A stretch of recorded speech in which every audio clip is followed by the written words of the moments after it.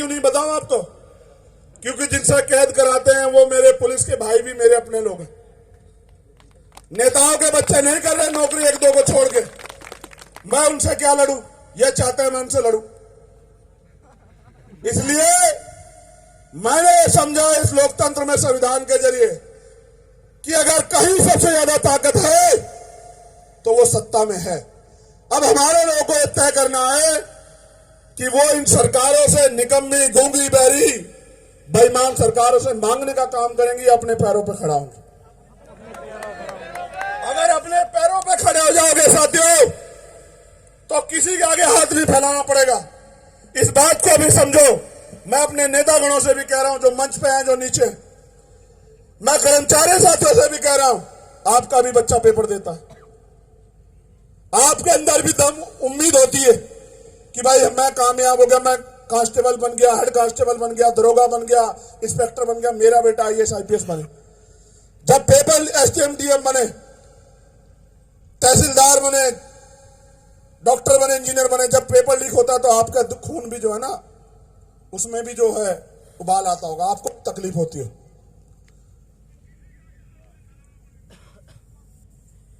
हमारे लोग 70 साल से ज्यादा इंतजार करते रहे कि उनकी बुनियादी समस्याएं खत्म होंगी,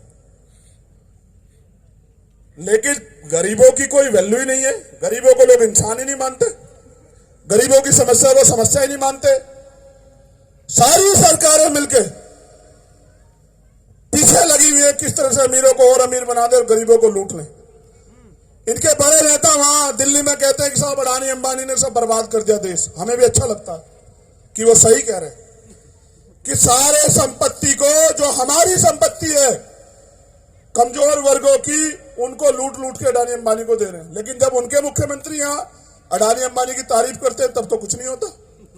जब वो यहां उनको जमीन देते हैं या बिजनेस करने के, फैक्ट्रियां लगाने के अवसर देते तब तो कुछ नहीं होता। हमें समझना पड़ेगा कि अगर हम अपनी रीढ़ की हड्डी को मजबूत नहीं कर पाएंगे तो हमारी आने वाली पीढ़ियां इस देश में गुलामी करेंगी, चाहे वो राजस्थान हो चाहे उत्तर प्रदेश।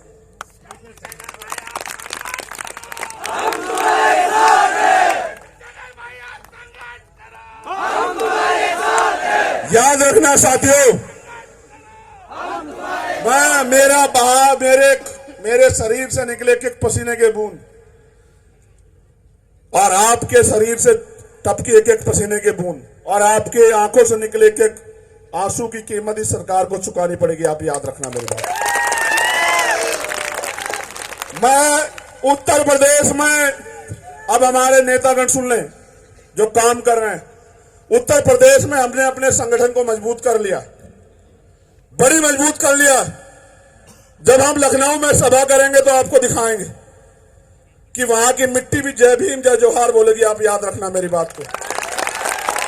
हमने मध्य प्रदेश में भी आपके छोटे छोटे साधनों के बलबूते, उन पे तो हेलीकॉप्टर कराने की व्यवस्था भी नहीं है बेचारों पे, आपके छोटे छोटे साधनों की और अपने बच्चों की जो रोटी को है, रोटी आधी रोटी तोड़ तोड़ के, आधी रोटी खिला खिला के वो साधन जुटा जुटा के वहां पे आंदोलन को मजबूत कर रहे हैं। अब बाकी जिम्मेदारी राजस्थान के कंधों पे। राजस्थान अगर अपनी भूमिका नहीं अदा करेगा, और जो हमारे नेता लोग हैं, लड़ाई जमीन पे लड़नी है, मंचों पे नहीं लड़नी है। लड़ाई उनसे लड़नी है जिन्होंने अधिकार छीन रखे हैं, अपने लोगों से नहीं लड़नी।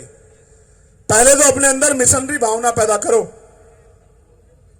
कि आप समाज को आगे बढ़ाने के लिए लड़ो, आपस में मत लड़ो। अगर आप मुझसे जरा सी भी मोहब्बत करते हैं, आपके दिल में मेरे लिए जरा सा भी प्रेम है, मेरे और महापुरुष मेरे छोड़ो, चलो मैं तो एक अदना सा सिपाही हूं महापुरुषों के आंदोलन। अगर आपके मन में महापुरुषों के आंदोलन को, उनके कर्ज के प्रति जरा सी भी इज्जत है, तो फिर राजस्थान में भी इस आंदोलन को मजबूत करने के लिए संघर्ष करो।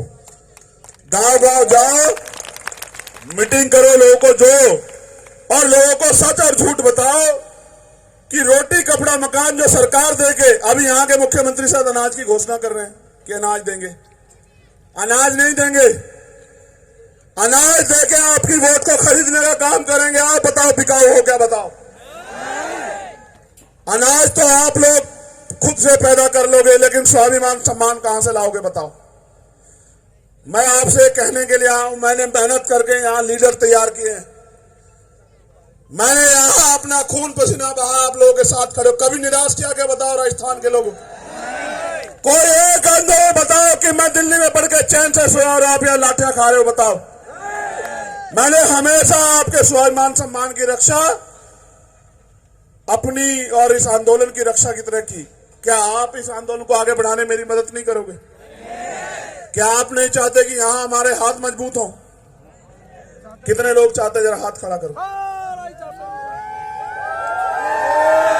नहीं, एक सेकंड, आखिरी बात, बहुत कांटे पे आ गई बात। ये जो आवाज अपने निकाली, ये कौन से पक्षी की और पशु की आवाज है बताओ? नहीं, हो नहीं सकती, यही सिखा रहा हूं, समझ रहे हो? मैंने भेड़ नहीं तैयार की है, मैंने भीम आर्मी आजाद समाज पार्टी के माध्यम से समाज के लिए कुर्बान होने वाले योद्धा तैयार किए हैं। उनकी आवाज जब निकले तो सरकारों की दरखतें कांपनी चाहिए, सरकारों की जड़ें कांपनी चाहिए। ये भेड़ बकरी जैसी आवाज मत सुनाया करो मुझे, ये आवाज नहीं दी मैंने आप लोगों को। अब मैं ये कह रहा हूं, क्योंकि समय हो गया मेरे जाने का, मैं आपसे कहना चाहता हूं कि आप लोग अपने पैरों पे खड़े होने के लिए तैयार हैं?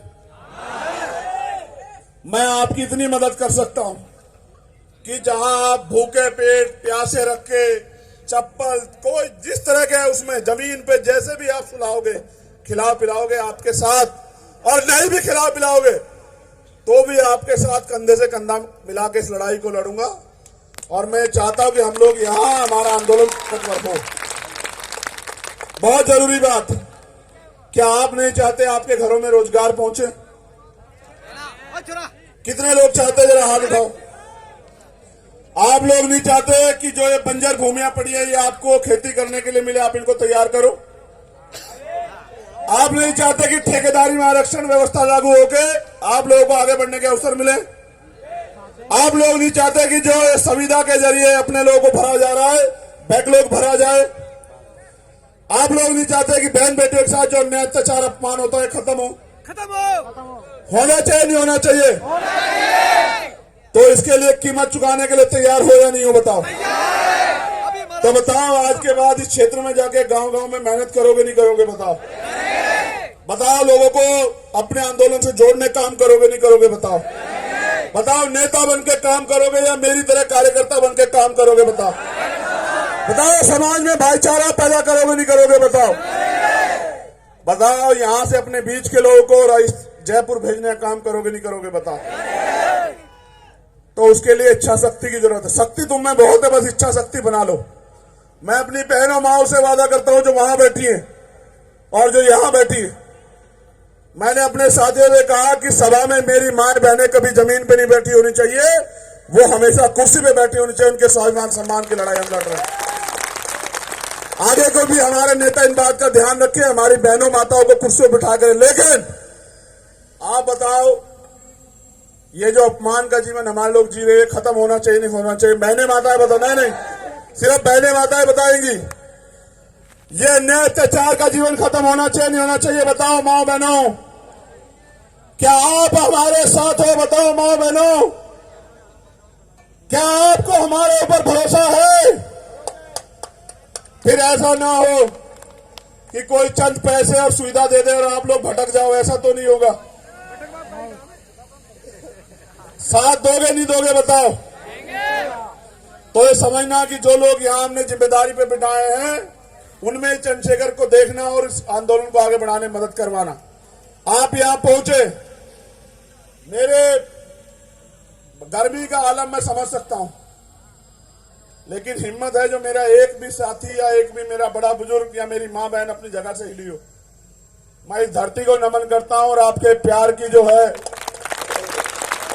दिल से इज्जत करता हूं और ये वादा करता हूं यहां खड़े होकर नैनवा की धरती पे कि जिन अधिकारों के लिए, याद रखना मेरी बात को, नौजवान साथियों, जिन अधिकारों के लिए आप सरकार से मांग करते हो ना, इस प्रदेश में भी वोट आपका सबसे ज्यादा है। उन अधिकारों को आप देने वाले बन जाओगे अगर अपने आप वोट की ताकत को समझ लो।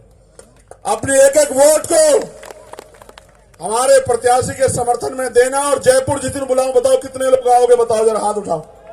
नहीं, 1 मिनट, नकली हाथ कोई नहीं उठाएगा भाई। देखो, नहीं, धोखा नहीं देना अपने भाई को, असली उठाना, असली। चलो बताओ कितने लोग आओगे जयपुर। अच्छा, हाथ नीचे करो। जो 5 लोग लाएगा वो एक हाथ उठाए।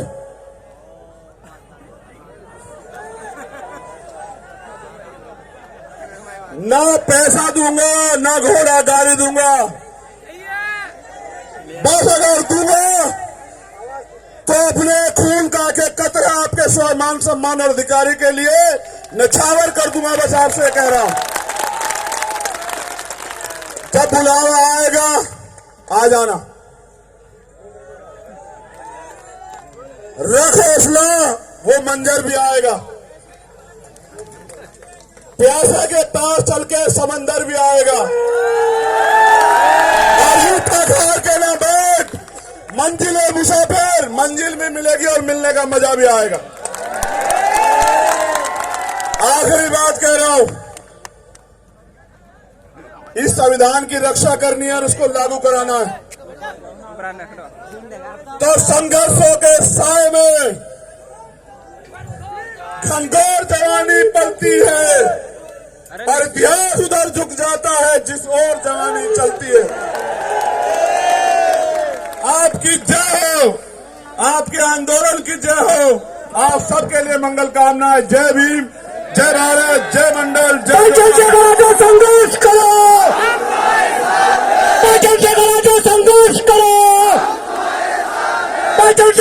संघर्ष